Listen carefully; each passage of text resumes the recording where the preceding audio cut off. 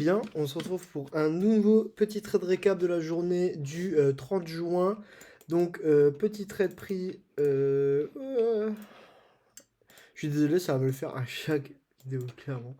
Euh, Petit trade pris pendant le pré-market. Moi qui pensais qu'il était bien ce trade. Toujours pas.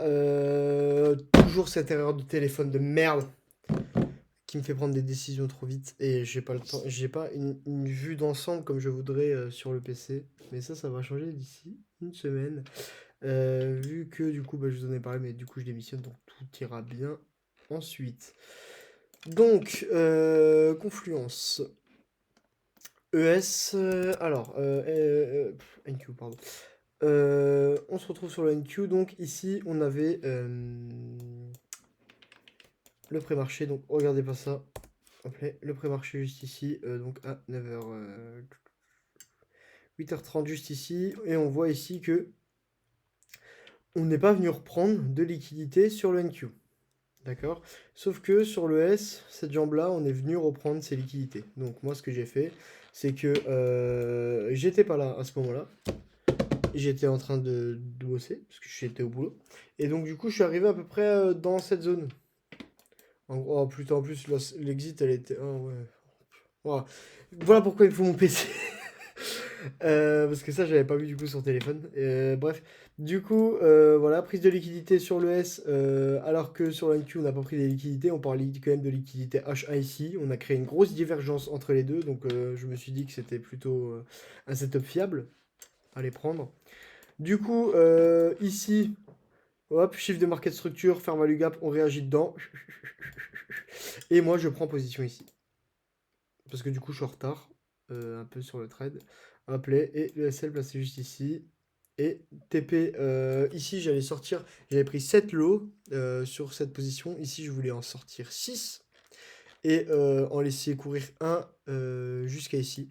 Pourquoi en laisser en courir, enfin, sortir 6 ici? Parce que ça, c'est souvent des grosses zones de retournement. On a de la liquidité, plus à faire value gap juste ici encore. Donc voilà, ça, c'est souvent des belles zones à fort potentiel de retournement. Donc c'est pour ça que je les target souvent.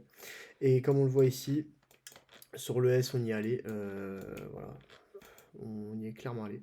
Donc c'était une zone que je voulais prendre. Sur le S, on y allait, j'avais pas vu. Donc on a recréé une divergence comparé au NAS. Et ouverture de marché 9h30, je me suis fait SL.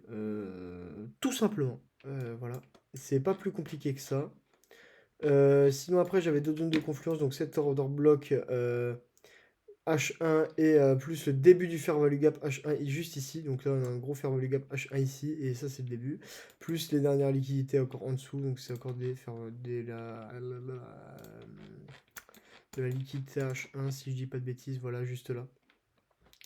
Donc pour moi, ça, c'était mes confluences, mes dernières. J'avais mis d'ailleurs mes alertes sur cette zone, on est venu les retoucher, c'était parfait. Et voilà pourquoi il faut que j'attende plus souvent. Parce que là, regardez, on est venu la prendre, on est venu shift la market structure, on revient dans la zone des 0,50. Là, c'était juste un trade parfait. Ici, on prend position en longue. Dans sur value gap, le SL placé ici. Pas ici, parce que justement, il y a souvent des gros. Ah ouais. Non, ce serait même pas fait SL d'ailleurs. Et on vient target bah, les anciens plus hauts. On n'aurait pas encore TP. On aurait pu prendre un partiel, ou, alors vous allez me demander où un partiel. Un partiel juste simplement sur ce plus haut.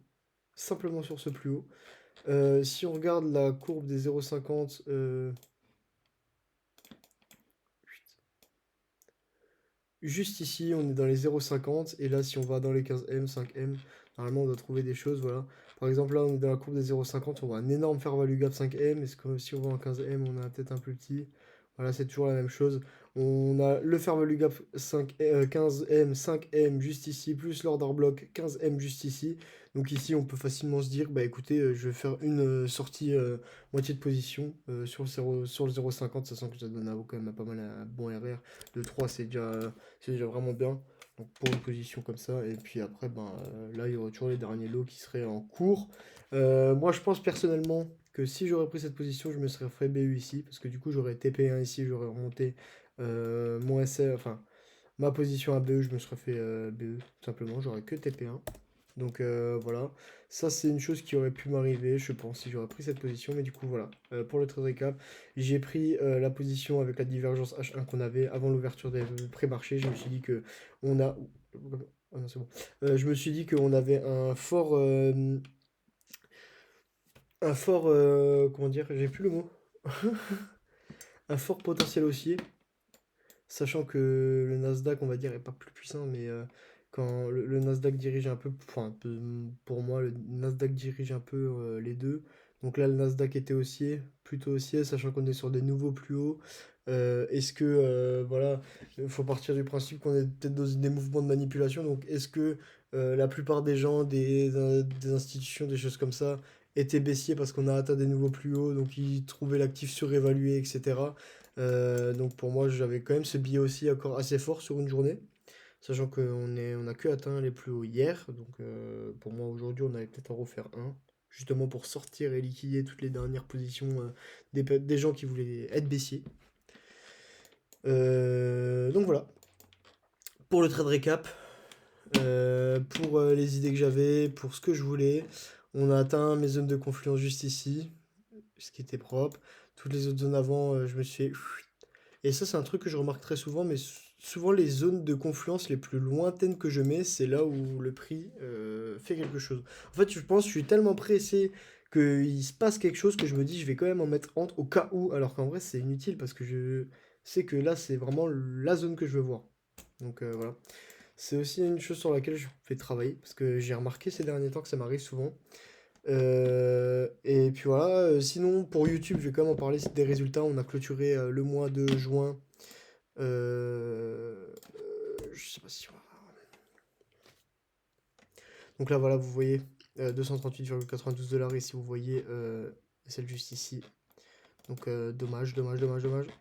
Vous voyez aussi les performances de ce mois-ci. Donc on reste sur un mois positif. Un mois positif. De 900 et quelques dollars, juste ici, 962 $. Donc ça nous fait un total de 2%. 2% sur le compte. J'ai bien augmenté mes stats, je dirais. Depuis que j'ai mis toutes les actions en place, je suis quand même passé d'un win rate de 30%, je crois, à un win rate de 43, donc presque 50, c'est déjà pas mal. J'ai encore des erreurs que je fais pour n'importe quoi, c'est en train de s'améliorer, du jour en jour ça s'améliore. D'ailleurs aussi, il y a ce problème de téléphone qu'il faut que je règle. Parce que bah, de toute façon, ça va être réglé, vu que bah, je vous en ai parlé, je vais démissionner. Ça me permettra de pouvoir trader la session de l'après-midi. Donc ne plus trader sur mon téléphone, trader sur mes écrans, avoir une vision d'ensemble beaucoup plus claire. Et ça, je sais que par exemple aujourd'hui, ça aurait peut-être pu m'aider dans mes décisions. Et ça aurait peut-être pu changer des choses. Après, avec des si on refait un monde, je sais. Donc voilà les résultats que j'ai eu, etc. Mais pour la suite, je pense que ça peut être utile pour moi d'avoir mes écrans pour trader et ça peut vraiment peut-être changer les choses. Donc voilà, pour la suite, on va voir ce qui va se passer. Et puis écoutez, pour aujourd'hui on en reste là, donc voilà le petit trade récap assez basique. En espérant que... je suis désolé, je suis fatigué. Trade Forex Factory. On va aller voir juste sur Forex Factory les annonces éco, je sais qu'à chaque fois je vais les voir, mais je retiens pas. Demain la fête qui parle à 15h30 pendant à l'ouverture de New York. Ça va être mignon. Donc je pense pas que demain il y aura une journée de trading. Je crois que c'est jeudi, il y a le ouais, il y a le taux de chômage cette fois, et pas la demande de chômage, parce que à chaque fois que je me tombe, là c'est le taux de chômage qui sort, vu qu'on est en début du mois, donc là, une journée où je ne vais absolument pas trader. Oh, j'ai plus de caméra. Ça veut dire que la vidéo, il faut qu'elle se coupe, donc je vous fais des bisous. Donc voilà, de toute façon, j'ai rien de plus à te dire, donc les gars, je vous fais des bisous, on se voit pour le prochain trade récap. Bye bye!